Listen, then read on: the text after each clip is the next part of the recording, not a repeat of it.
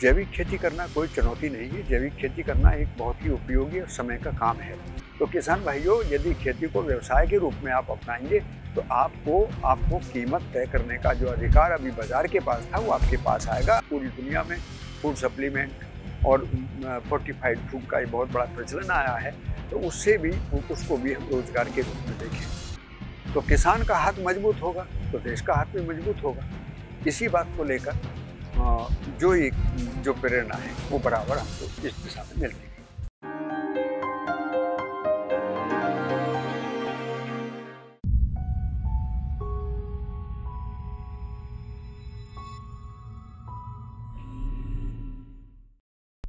नमस्कार, मैं doctor Sujit Kumar media विभाग के इस कार्यक्रम साक्षात्कार में आप सभी का स्वागत करता हूँ। आज हमारे बीच जो शख्स मौजूद हैं वैसे तो किसी परिचय के मोहताज नहीं है, लेकिन मैं फिर भी आप सभी की जानकारी के लिए उनके बारे में दो शब्द बताना चाहता हूँ। हमारे बीच जो शख्स मौजूद हैं उन्हें 2019 में भारत सरकार ने पद्मश्री से भूषित किया है। इतना ही नहीं, उनको पंतनगर यूनिवर्सिटी ने डॉक्टर ऑफ साइंस की मानद उपाधि से नवाजा है। इसके अलावा प्रधानमंत्री के द्वारा best trainer award, best farmer award से भी इन्हें पुरस्कृत किया गया है। जी हाँ, मैं बात कर रहा हूँ हमारे बीच मौजूद पद्मश्री श्री भारत भूषण त्यागी जी का। सर, आपका इस कार्यक्रम में बहुत बहुत स्वागत है। सर, सबसे पहले मैं आपसे यह जानना चाहता हूं कि आपने जैसे जैविक खेती करके इस देश को और इस दुनिया को बताया कि कैसे खेती भी एक लाभप्रद व्यवसाय हो सकता है, तो आप जैविक खेती की ओर आपका रुझान कैसे हुआ? देखिए, ये तो माता पिता की प्रेरणा थी कि आप खेती करें। पढ़ने के बाद खेती में लगे और 1987 में खेती का एक आर्थिक विश्लेषण किया गया। उस विश्लेषण के करते समय पता लगा कि खेती पर व्यापार का दबाव ज़्यादा आया है और हम सभी लागत और सभी रसायनों का दबाव जो भी इनपुट हैं वो सब बाजार से हम खरीदते हैं। हम बाजार में ही बेचते हैं, तो बाजार के अधिकार में ही कीमत तय करना है। तो उससे पता लगा कि लंबे समय तक ये खेती जो हरित क्रांति के द्वारा हमने अपनाई थी ये चलेगी नहीं। इससे गाँव की आर्थिक स्थिति खराब होगी, किसानों की और प्रकृति के जो संबंध थे उस पर भी प्रभाव आएगा। तो ऐसे में 2013 के बाद 2018 में यशस्वी प्रधानमंत्री जी से मिलना हुआ और यशस्वी प्रधानमंत्री जी की जो प्रेरणा थी कि जैविक खेती का मतलब रसायनों से मुक्त होकर हमको आत्मनिर्भरता के साथ कैसे खेती में एक परिवर्तन की जरूरत है, ये विशेष रूप से उनकी प्रेरणा से हमने संकल्प के रूप में फिर इसको अपनाया और इसको एक व्यावहारिक रूप दिया कि जिस प्रकार जनसंख्या बढ़ रही है, गाँव में बेरोजगारी है, किसानों का कर्जा बढ़ा है, तो क्या उसके खेती में विकल्प हो सकते हैं। उसके नाना प्रकार के प्रयोग किए। उन प्रयोगों को करते समय ये पाया कि जब हम प्रकृति के नियम और व्यवस्था को ठीक ढंग से समझते हैं तो जैविक खेती करना कोई चुनौती नहीं है। जैविक खेती करना एक बहुत ही उपयोगी और समय का काम है, क्योंकि प्रकृति में एक दाने से अनेक दाने पैदा होते हैं, एक ही समय में अनेक फसल पैदा होती हैं। बस केवल हमको अपने दृष्टिकोण में बदलाव करने की जरूरत है।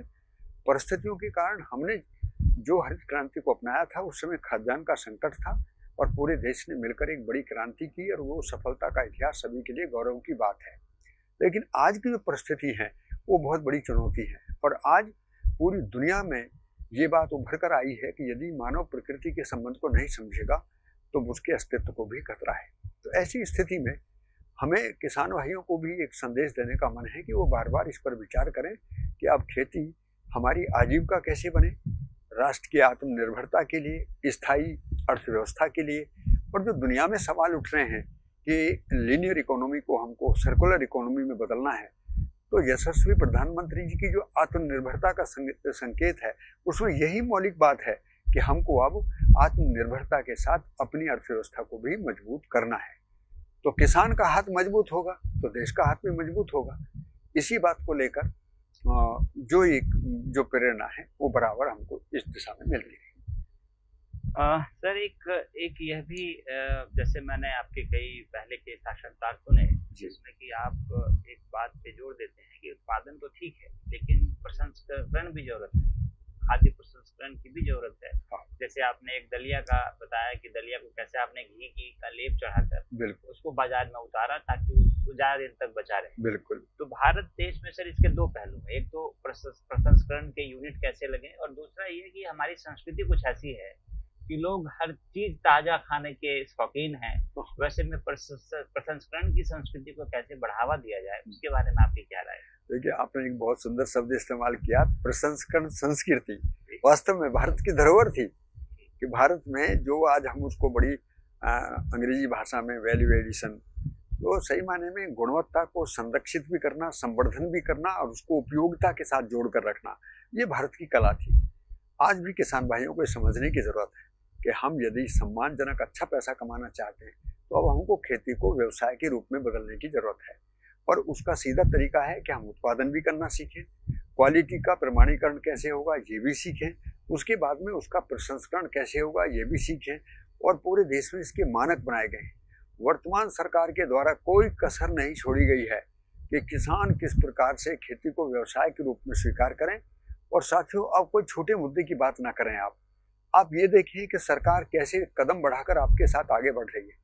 आपको मैं एक संकेत करना चाहूँगा कि कृषक उत्पादक संगठन के प्रारूप में 10,000 से ज़्यादा कृषक उत्पादक संगठन बनाए जाएं, किसान संगठित होकर उत्पादन भी करें, किसान उसके लिए क्वालिटी का एक घोषणा भी करें कि मेरा जो प्रोडक्ट है वो क्वालिटी का सर्टिफाइड है, और वो उसका प्रसंस्करण भी करें। प्रसंस्करण का सीधा सा मतलब है कि मैंने गेहूं से दलिया बनाया तो दलिया बनाने में एक तो मेरी कीमत बढ़ गई, एक मुझे रोजगार मिल गया, और साथियों सबसे बड़ी बात ये हो गई कि हमारे पास कीमत निर्धारण का अधिकार आ गया।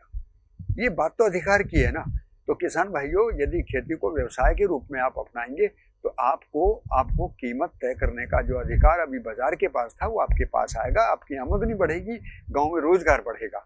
और मैं तो ये कहूँगा कि जो गांव की महिलाएं हैं और जो लघु और सीमांत किसान हैं वो तो अब कृषक उत्पादक संगठन के प्रारूप में ही आगे खेती को व्यवसाय के रूप में बदलें।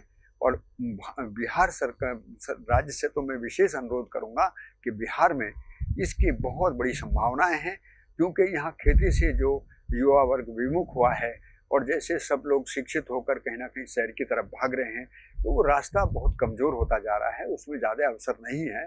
बल्कि यहाँ के युवाओं को अब कृषि को हम व्यवसायिक उद्यमिता के साथ, उद्यमिता का मतलब है कि हम कृषि को व्यवसाय बनाएंगे, उसका उत्पादन भी करेंगे, उसका प्रसंस्करण भी करेंगे, उसका बाजार भी करेंगे, उसका ब्रांड भी बनाएंगे, उसका पैकेजिंग भी करेंगे। तो इस तरीके की जानकारी यदि हमारे गांव के बीच में पहुंचती है तो भारत सरकार की यही मंशा है कि अब गांव की जो अर्थव्यवस्था है उसको मजबूत किया जाए।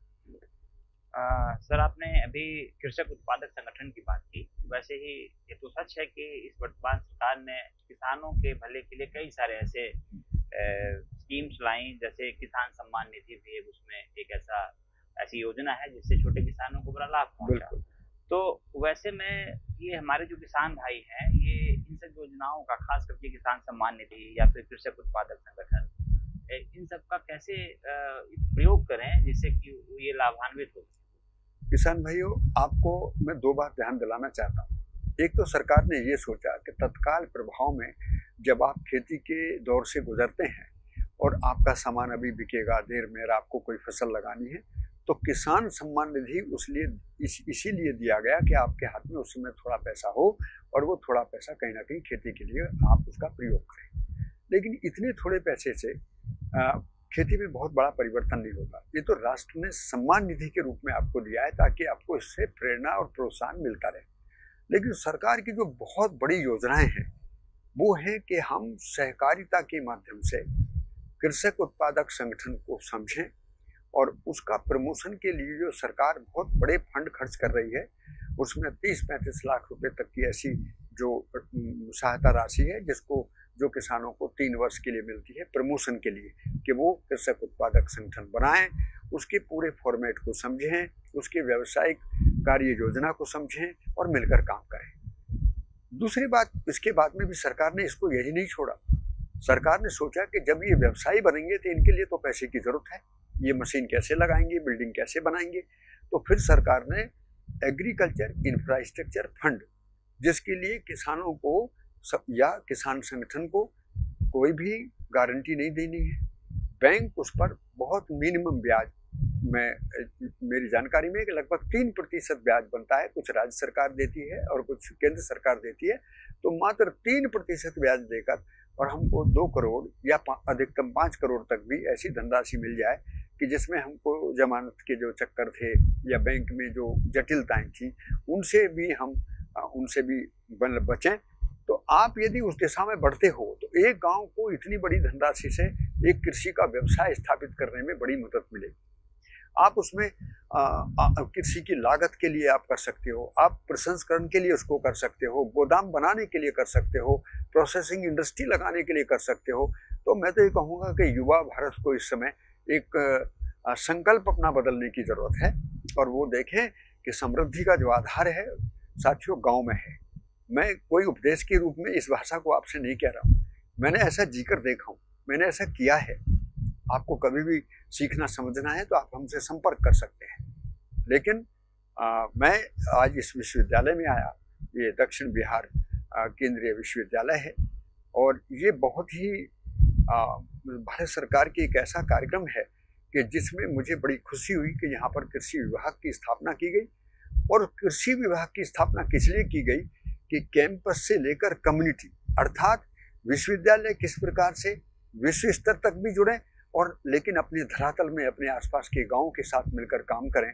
और यहाँ के जो यशस्वी और कर्मयोगी वाइस चांसलर इस समय आदरणीय कामेश्वर नाथ जी हैं, उनका तो दृष्टिकोण इतना सुंदर है कि वो बार बार कह रहे हैं कि किसी चीज़ को किसी दबाव से, किसी प्रभाव से और किसी भाव से, अभाव से हमको नहीं लेना है, बल्कि समग्रता के साथ राष्ट्रीय चेतना के साथ मिलकर आगे बढ़ना है।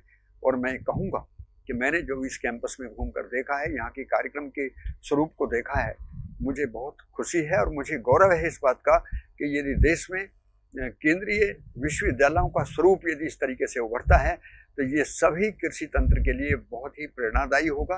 और यहाँ पर जिस प्रकार के बहुत सारे एलाइड एक्टिविटीज़ को लेकर, चाहे किसानों को फिशरीज के बारे में समझना है, बीज के बारे में समझना है, खेती के बारे में समझना है, जैविक खेती के बारे में समझना है, प्रमाणीकरण के बारे में समझना है, मधुमक्खी पालन के बारे में समझना है, गौशाला के बारे में समझना है, गौशाला की फोडर को हम कैसे ऑर्गेनिक करेंगे इसके बारे में समझना है।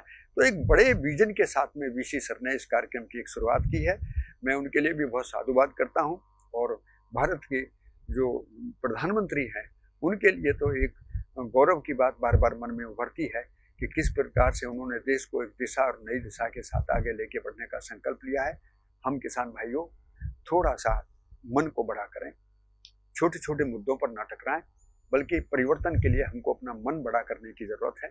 और हम हर तरीके से सोचें, हमारे पास पानी कम है तब हम क्या करें, हम किस प्रकार से फलदार पौधे लगाएं, हम किस प्रकार से इमारती लकड़ी लगाएं, और हम और भी खेती में परिवर्तन क्या कर सकते हैं। क्या हमारे यहाँ जड़ी बूटी हो सकती है, क्या हम जड़ी बूटियों का प्रोसेसिंग करके फार्मेसी के जरिए एक बड़ा विकल्प खड़ा कर सकते हैं। पूरी दुनिया में फूड सप्लीमेंट और फोर्टिफाइड फूड का एक बहुत बड़ा प्रचलन आया है, तो उसको भी हम रोजगार के रूप में देखें।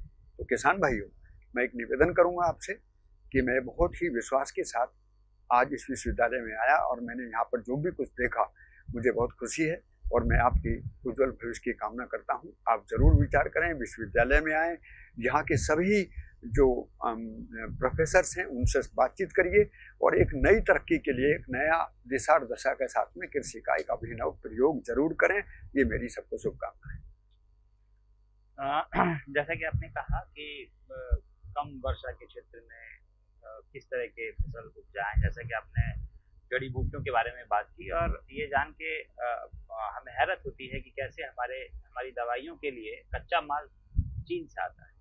तो कहीं ना कहीं हमें उस ओर बढ़ने की जरूरत है ताकि इन सब जड़ी बूटियों का उत्पादन हमारे ही देश में हो, हमारे किसान भाई करें।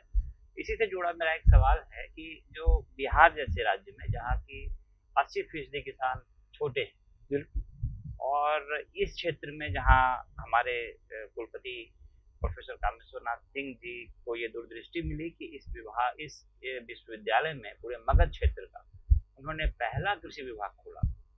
तो ऐसे में इन दोनों बातों को ध्यान में रखते हुए कि छोटे किसान, कम वर्षा का क्षेत्र और इस विश्वविद्यालय में इस विभाग का खुलना, ये किस प्रकार से ये तीनों चीजें मिलके इस क्षेत्र के लिए लाभप्रद हो सकती है? देखिए, ये आपने बहुत मेरे मन की बात कही है कि यदि हमारी दृष्टि में बहुत बड़ा विस्तार नहीं है या हम दूरदर्शिता नहीं है। तो आदरणीय वीसी सर के साथ में, कामेश्वर जी के साथ में जब भी हम बातचीत करते हैं, हम देखते हैं उनका एक विजन है और विजन में एक बहुत बड़ा उत्साह है कि इस समय हमको अपने देश के लिए कुछ करना है, अपने किसानों के लिए कुछ करना है। तो ये जो हमारे अंदर उत्साह है, यही हमको बहुत सारे विस्तार के साथ आगे बढ़ने की प्रेरणा देता है। और किसान भाइयों को ये बात समझने की जरूरत है कि ये जो विश्वविद्यालय है उनके बीच में है और यहाँ उनको उस प्रकार की सारी इंफॉर्मेशन मिलेंगी जो वो करना चाहते हैं। मान लिया क्लाइमेट चेंज हो रहा है, उसके बारे में विश्वविद्यालय में चिंतन हुआ है। यहाँ पर पानी वर्षा कम होती है, किसान छोटे हैं, मिलकर कैसे काम करेंगे।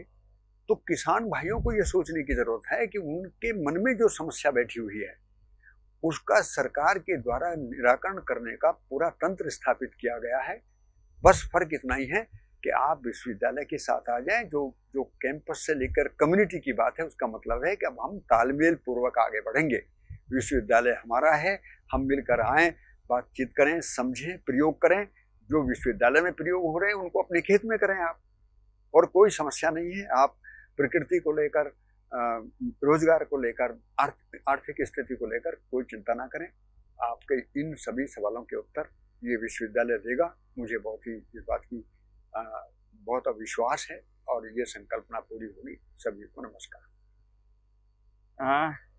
सर, आपका बहुत बहुत धन्यवाद। जैसा कि आप सबने सुना कि हमारे बीच पद्मश्री भारत भूषण जी हैं और मैं इस मंच के माध्यम से उन्हें भरोसा दिलाना चाहता हूं कि हम अपने कुलपति प्रोफेसर कामेश्वर नाथ सिंह जी के नेतृत्व में उनके कैंपस टू कम्युनिटी के विजन को साथ में लेते हुए और कृषि विभाग की जिस प्रकार से स्थापना हुई है और हम जिस प्रकार से किसानों को आगे प्रशिक्षण देने के लिए, उन्हें सहयोग करने के लिए जिस प्रकार से उद्यत हैं, हम आपको यह भरोसा देना चाहते हैं कि यह विश्वविद्यालय इस कार्य को भली भांति करेगा, बहुत ही सफलता से करेगा। और जिस प्रकार से आप बुलंदशहर में आप अपने प्रशिक्षण के माध्यम से किसान भाइयों की सहायता कर रहे हैं, आपके सहयोग से यह विभाग भी कुछ ऐसा ही कर पाएगा सर। मुझे यही भरोसा है और आपका इस स्टूडियो में आने के लिए बहुत बहुत धन्यवाद।